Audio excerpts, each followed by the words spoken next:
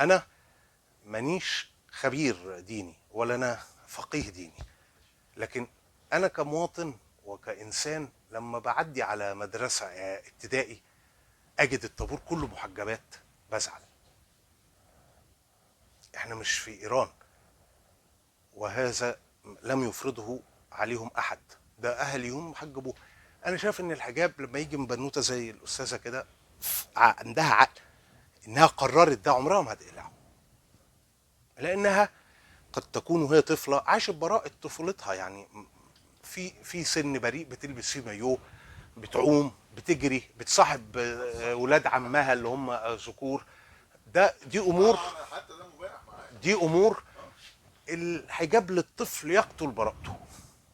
لازم الحجاب يكون في سن يسمح. انا عندي بناتي لو حد جاي قال لي هتحجب، او لا استني ما تبقى 21 سنه عشان القرار اللي هتاخده هو اللي هتاخده.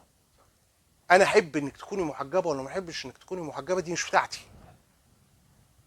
انا بتكلم على ما تحت ال 15 و 16 سنه. انا شايف ان ده اوفر شويه، اوفر شويه، يعني زياده شويه، مع اني انا راجل ملتزم دينيا خلي بالك، وليا اخطائي